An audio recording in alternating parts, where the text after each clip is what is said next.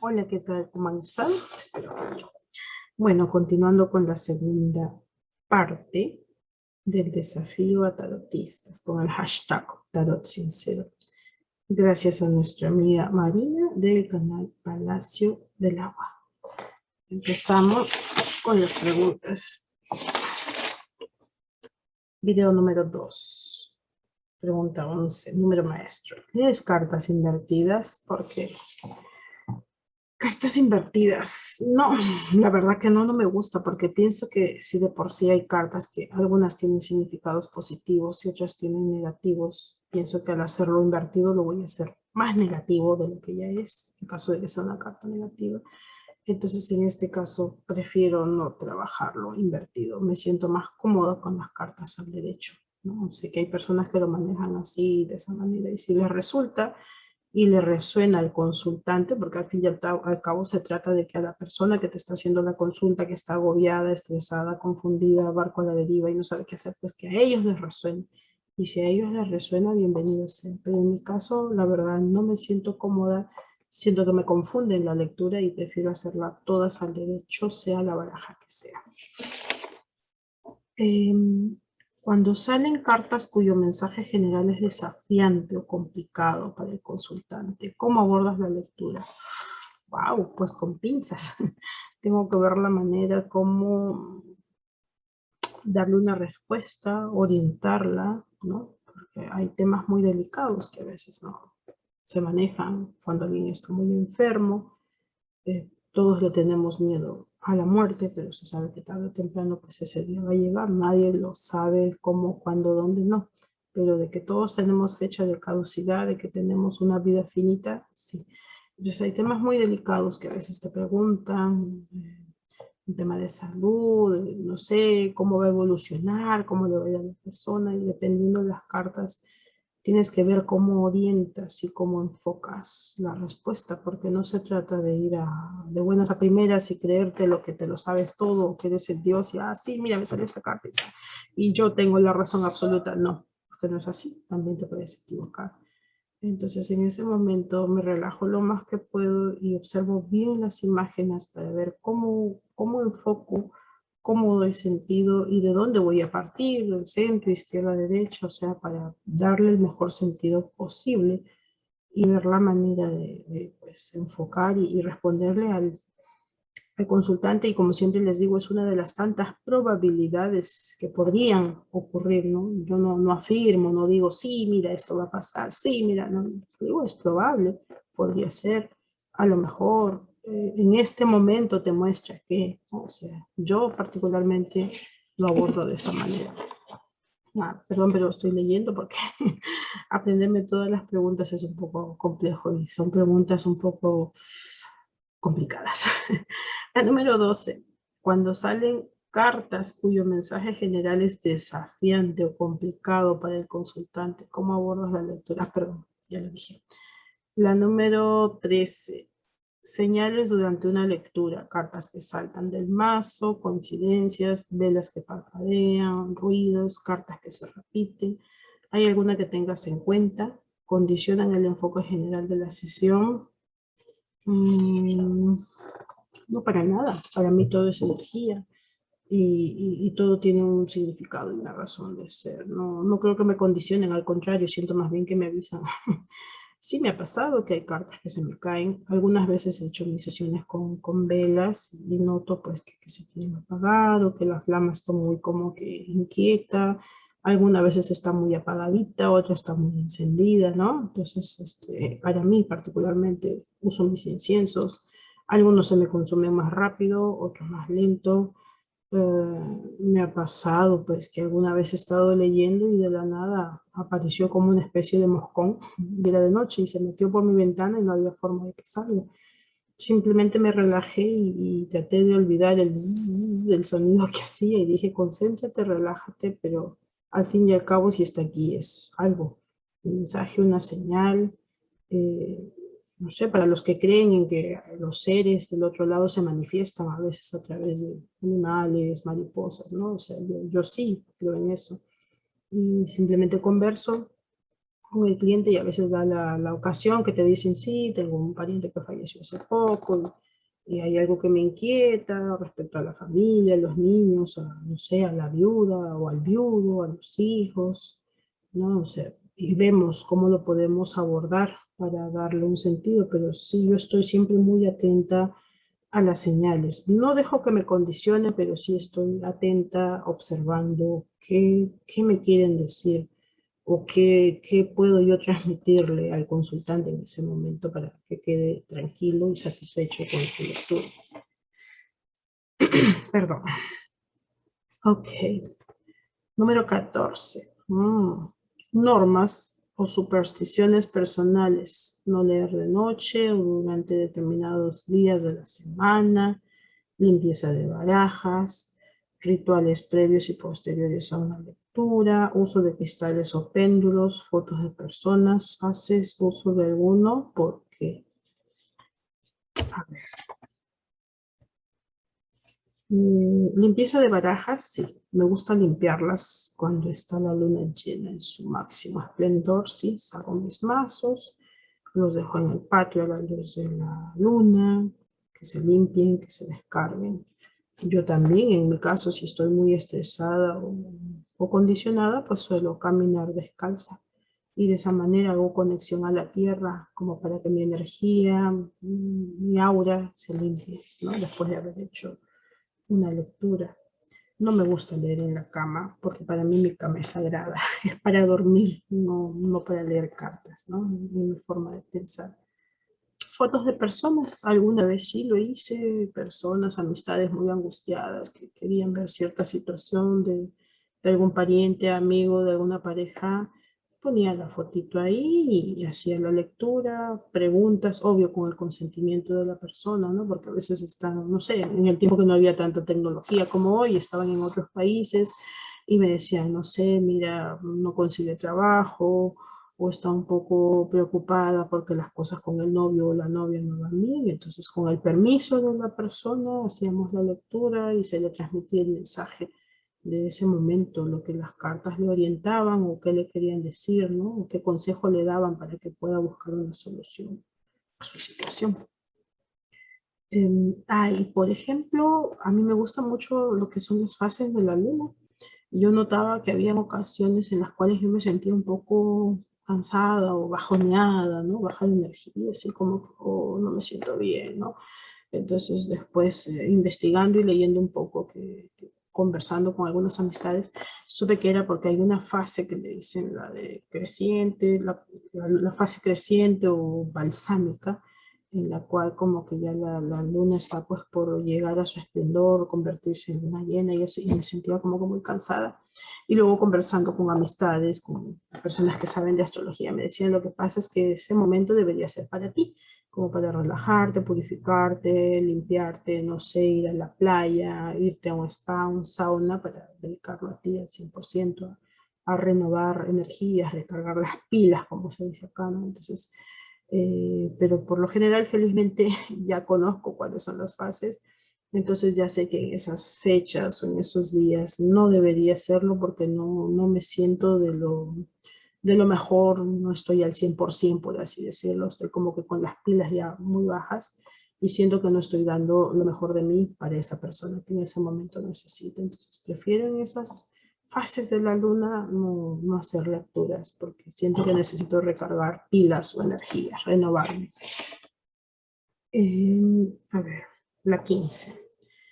Hay muchos artistas creando barajas de tarot modernas, donde se revisan y actualizan algunos de los arquetipos y estereotipos tradicionales, tales como la jerarquía de las cartas de corte, los géneros masculino y femenino, asociados tradicionalmente a los arcanos o maneras nuevas que representan las cartas, aparición de animales, formas geométricas, barajas sobre un tema. ¿Qué opinas sobre ello? ¿Estás de acuerdo o prefieres la representación tradicional? La verdad que a mí me encanta, o sea, la creatividad pues, en el tarot es lo máximo. Como les mencioné en el anterior video, el Enchanted Dream Tarot de Jasmine Westwood. A mí me encanta esta autora que también es tarotista y muchas otras cosas más. Y si tú observas sus cartas, casi todos los personajes son femeninos. No he visto hombres. y lo que va, o sea, del personaje masculino va representado tal vez por un escudo, no sé, un caballo, pero no ves una figura masculina. Entonces, por eso yo dije que en esa pregunta ese mazo lo uso para temas de amor, porque por lo general temas de amor, quien consulta, pues somos las mujeres, ¿no? Y como es un mazo femenino, pues para mí yo lo asocio así. Entonces, no, para nada, a mí me encanta, descubro más bien simbolismo. Yo soy muy visual, ¿no? Muy lúdica. A mí me llama mucho la atención todo lo que tiene que ver con imágenes coloridas, fantasiosas, pues soy un poco fantasioso también. Entonces me fascina, ¿no? Y siempre hay mazos que me llaman la atención y si está dentro de mis posibilidades, pues adelante los compro, voy experimentando, voy haciendo lecturas, voy combinando un mazo, otro mazo y voy viendo de qué manera me siento más cómoda y con cuál fluyo más o en todo caso voy asociando y separando. Este mazo va a ser para este tema en particular, el otro para otro tema y así sucesivamente, pero a mí particularmente me encanta y yo apoyo mucho todo lo que tiene que ver con creatividad, porque me fascina esas personas que tienen el cerebro así como para que les vengan tantas ideas y puedan asociar una cosa con la otra. Entonces, a mí particularmente me encanta. Yo estoy de acuerdo con todo lo que tiene que ver con la creatividad y más aún en este mundo místico, porque pienso que estas personas investigan, leen, no es que lo sacan hacia la champa, como se dice aquí, lo investigan, lo leen y ven qué cosas pueden reemplazar o incluir que represente tal o cual simbolismo, animal o algún otro detalle que esté en la carta.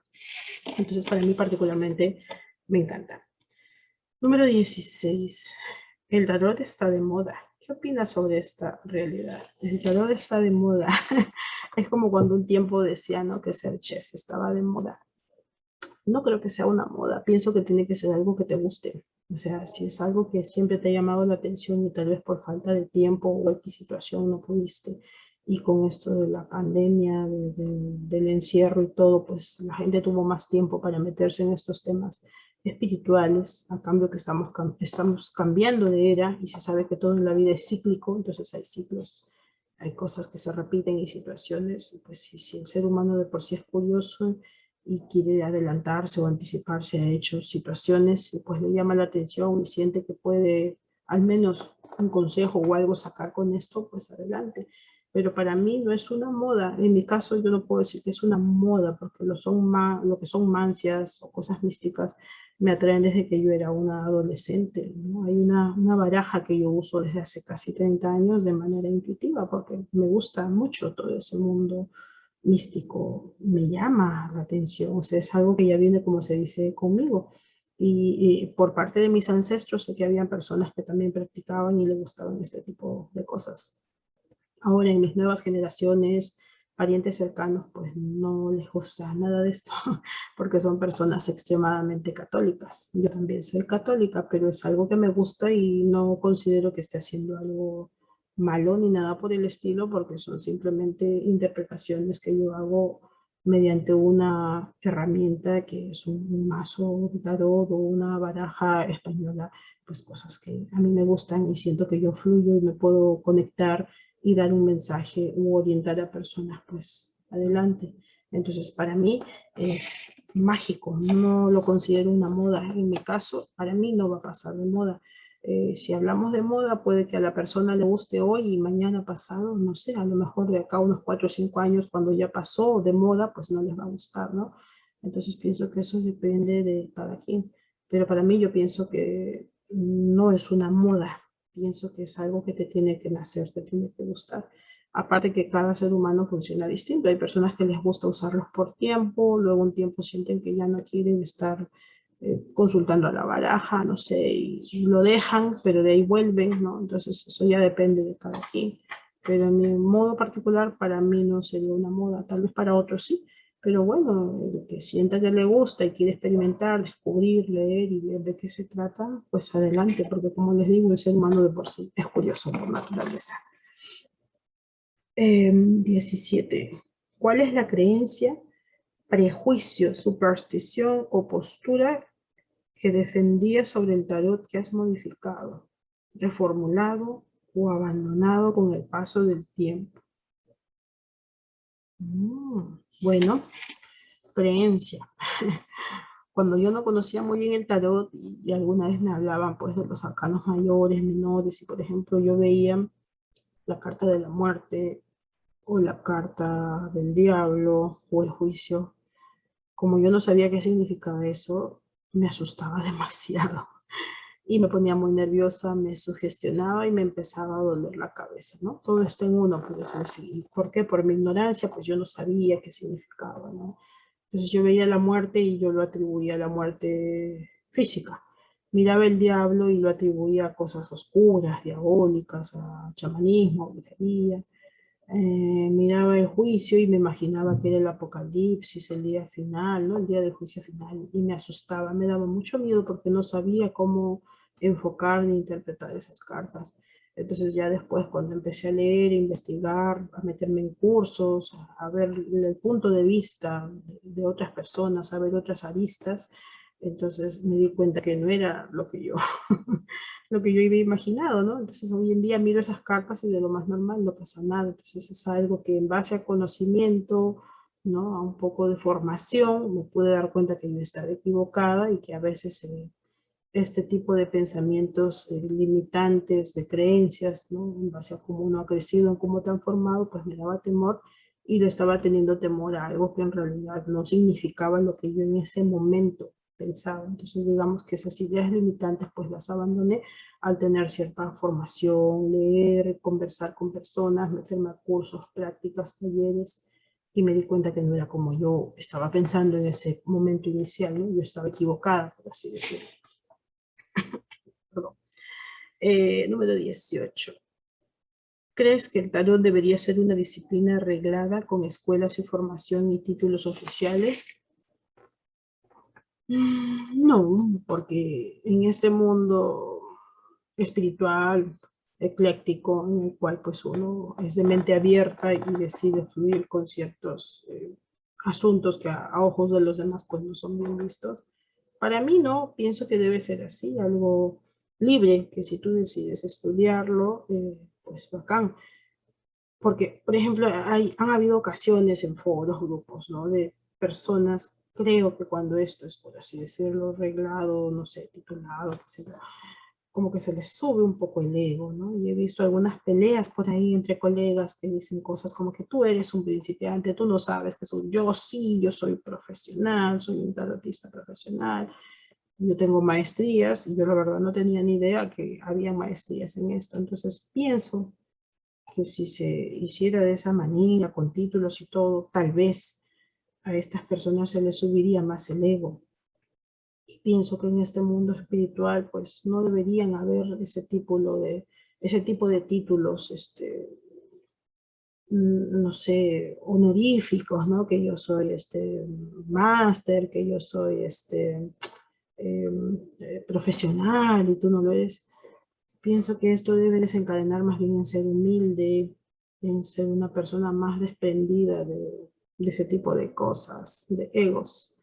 Y para mí, yo pienso que debe ser libre de estudiarse. No, no creo que exista la necesidad de que exista una escuela, un título para que yo diga yo soy mejor, me he formado, no sé. Yo lo veo de esa manera. Para mí no es necesario de que exista una escuela o una institución que me dé el título de cartón y que diga, ah, mira, ahora sí, ya tú sabes, ya tú vales, puedes ejercer. Porque al fin y al cabo, caminante se hace camino al andar, o sea, en la práctica tú vas aprendiendo. Y como se dice, pues a veces la misma calle es la universidad de la vida, las mismas situaciones, cosas que tú ves se te presentan y pienso que ahí tú aprendes más en la práctica. Yo lo veo así, desde mi punto de vista. 19. ¿Cuál crees que es el prejuicio o difamación que más daño ha hecho al tarot a lo largo de su historia? Prejuicio o difamación. Pues tal vez en el pasado, ¿no?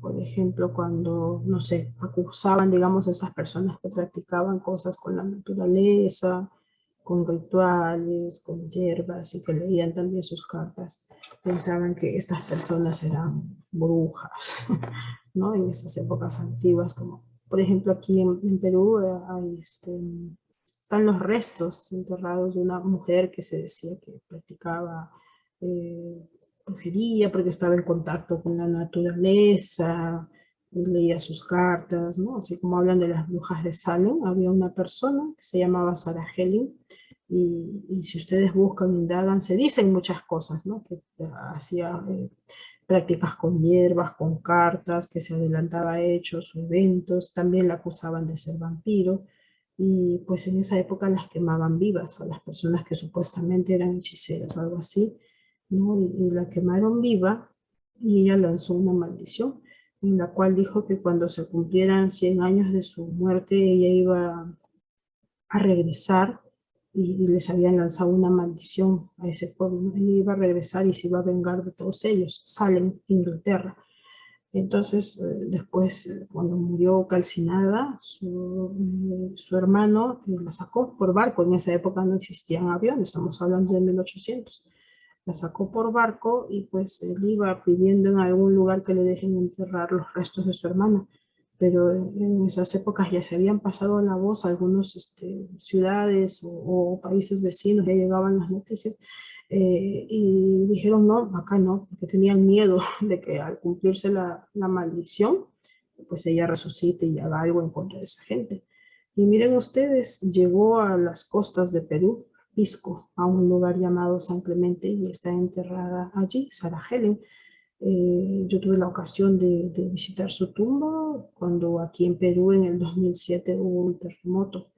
Entonces, una amiga me comentaba que el lugar, o sea, habían tumbas, nichos que estaban un poco rajados, agrietados, pero cuando yo fui a ver el cuartel, se le dice acá, ¿no? Que es como una especie de bloque donde estaba ella enterrada, por acá todo es apilado hacia arriba de cemento, vi que el de ella estaba intacto. Entonces hay muchas personas que le atribuyen milagros y todo, ¿no? Entonces van, le rezan, la ven como una santa. Conocen la historia y todo, pero la ven como una santa. Entonces yo pienso que el mayor prejuicio o daño a lo largo de la historia que se puede haber hecho a estas personas que practicaban este tipo de cosas en esas épocas, pues es haber atentado contra su vida, ¿no? Que me parece ya algo muy extraño. Más bien, hoy en día tenemos que agradecer que con tanto adelanto, tecnología, vivimos en otra época, en otro siglo, tenemos más apertura y libertad de poder practicar y leer todo esto, que al fin y al cabo, pues no le hace mal a nadie, porque es una elección, cada quien elige si lo practica, lo estudia o no. Entonces, simplemente creo que ese es uno de los peores perjuicios que se pueden haber cometido, perseguir a estas personas y atentar contra su vida por simplemente tener una ideología diferente a los demás, que creo yo no le hace mal a nadie. Bueno, y finalmente, la número 20. Si solo pudieras darle un único consejo a un aprendiz de tarot, ¿cuál sería? Que sea él mismo, que no copie a nadie, que se forme muchísimo, muchísimo, que se forme, que lea, que se atreva a discernir y a dudar también, a no dar la razón absoluta y siempre a cuestionar, ¿no? ¿Por qué esto? ¿Por qué el otro? Y a confiar y a no dejar que nada ni nadie te pisotee con sus comentarios o te diga cosas como que, mira, no me resuena, no me gusta tu estilo, hablas demasiado para una carta, te explayas mucho. Bueno, algunos tienen la creencia de que si lees 30 cartas juntas, eres un punto de vista. Pero si haces una lectura con 3 o 4 cartas, consideran que como hay poquitas cartas, eres pésimo, no sabes si eres un principiante. Pero yo pienso que hay mucha información en cada carta y que depende de cada quien cómo lo asocia, cómo lo interpreta para dar un buen mensaje. Entonces, mi consejo sería eso, sé tú mismo, no dudes de ti. Eh, Como me dijo alguna vez alguna amiga, el mensaje que tú des sabrá llegar a la persona adecuada que lo deba oír. O sea, no debes dudar de tu capacidad, debes estar seguro de lo que eres, de lo que transmites y no tener miedo al que dirán o a las críticas, porque a veces en este mundillo holístico también hay muchos celos, críticas, personas que le gustan cuestionar o personas que dicen, no, lo hizo mal, no, no estoy de acuerdo, no, no es así. Y yo pienso que es como se dice, pues existe el libre albedrío, cada quien elige a quién ver, a quién no ver, a quién seguir, a quién seguir. Entonces, simplemente, pues como dicen, el sol sale para todos y debemos dejar que cada quien brille, valga la redundancia, con brillo propio y no opacar a nadie, porque cada quien es libre de elegir. Entonces simplemente sé tú mismo y confía, y prepárate y estudia día a día. Ese sería mi consejo. Y pues nada, agradecer a Marina, un abrazo a todos y que siga creciendo esta comunidad y este mundo místico, mágico de lo que es el tarot. Un abrazo grande desde Lima, Perú. Nos vemos.